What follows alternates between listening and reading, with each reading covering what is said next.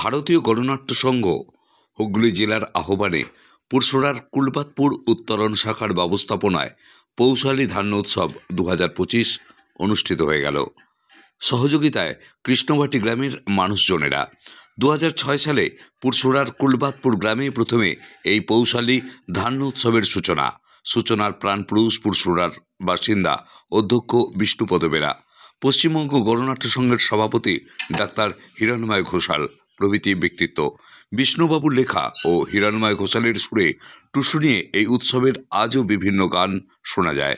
এই উৎসব দেখতে বিভিন্ন এলাকা থেকে এমনকি শহর থেকেও বহু মানুষ ছুটে আসেন। মূলত মকর সংক্রান্তির দিনেই এই উৎসব পালিত হয়। প্রথমে টুসু নিয়ে এলাকা পরিক্রমা করে, তারপর পৌষকে মাঠ থেকে টুসু মাথায় নিয়ে খামারে আসে। তারপর টুসুকে নিয়ে চলবে সারাদিন বিভিন্ন অনুষ্ঠান। দেখুন সেই ছবি পুরসুরার কৃষ্ণবাটি থেকে নিজস্ব সংবাদদাতা রিপোর্ট, নিউজ 7 সকাল লাইভ।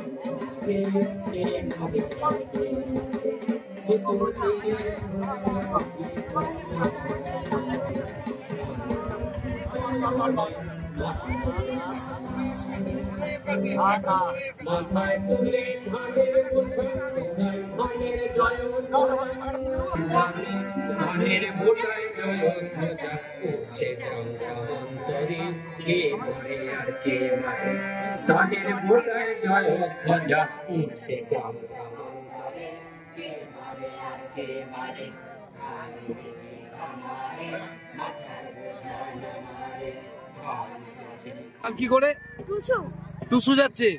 কোথা থেকে কোথায় যাচ্ছে? এটা আমাদের এই খামার থেকে আবার ঘুরে আবার এখানেই আসবে। অন্য আরেকটা খামার আছে, অন্য খামারে যাচ্ছ? এটা কোথায় চলছে এই অনুষ্ঠানটা? কৃষ্ণবাটি। এটা কি উৎসব? ধান্য উৎসব। কত বছর চলছে? 2006 তে শুরু হয়েছে। কি নাম তোমার? নাম রৌমদীপ সামন্ত। তুমি যে পালকি নিয়ে যাচ্ছ, তোমার এখানে পালকির ভূমিকাটাই কি আছো?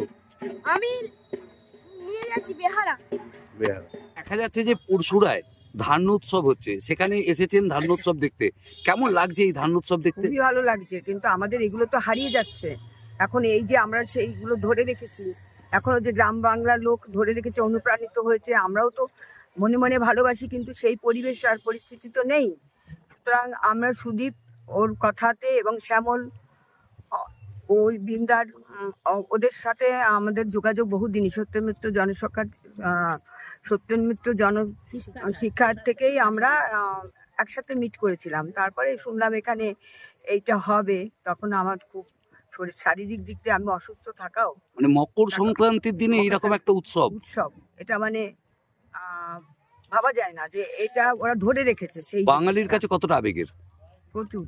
এখন আমরা যারা বাঙালি আছি, কেউ কেউ হয়তো বিদেশে থাকে, প্রবাসী বাঙালি, কিন্তু তারাও এটা দেখে অনুপ্রাণিত হবে। আমরা এটা নিয়ে আমরা ফেসবুকে দেব, হোয়াটসঅ্যাপে দেব এবং বলবো লোকের কাছে, যাতে তারা আগামী বৎসরে যদি আমি নাও থাকি তাদের অনুপ্রাণিত করবো যে তোমরা এসো।